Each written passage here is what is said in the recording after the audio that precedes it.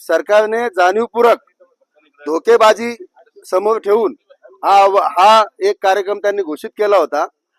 परंतु आमच्या काही नेत्यांच्या, राज्यस्तरीय नेत्यांच्या लक्षात आल्यानंतर त्याला माननीय, मला वाटतं समाज कल्याण मंत्री यांनी सुद्धा पुढाकार घेऊन तो अहवालाच्या बाबतीमध्ये मुदत वाढवून द्यावी म्हणून प्रयत्न केले आणि 30 तारखेपर्यंत त्यांनी मुदत वाढ दिलेली आहे.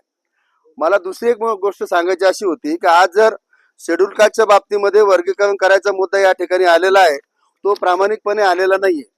तो आपलं मतदान, आता यांना सरकारला माहित आहे की इथल्या बौद्धाचं मतदान मेजॉरिटीनं हे भारतीय जनता पक्षाला जात नाही, जाती व्यवस्था मानणाऱ्याला, मनुव्यवस्था मानणाऱ्या सरकारला जात नाही. म्हणून त्यांनी बौद्धांना वेगळं पाडण्यासाठी ना आपलं मतदान, आपलं जे मतदान आहे, हिंदुत्ववादी मतदान आहे, त्याला घट्ट करण्यासाठी हा अहवाल आणि हा निर्णय त्यांनी घेतलेला आहे. नंबर 1. नंबर 2, आज जर एससी मध्ये असा प्रयत्न झाला तर एससी मध्ये 59 जाती आहेत, केवळ बौद्धांना टार्गेट करण्यासाठी हा प्रयत्न या ठिकाणी त्यांचा होतोय. उद्या कदाचित ओबीसी मधल्या 343 जाती आहेत.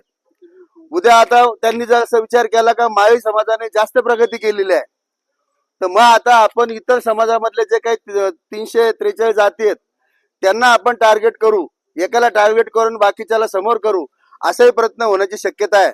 म्हणून या सरकारच्या धोरणावरती आमचा विश्वास नाहीये. म्हणून आम्ही सर्व समाजाला जागृत करण्याचा प्रयत्न राज्यस्तरीय सुरू आहे.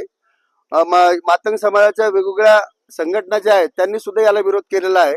त्यांना वर्गीकरण नको आहे.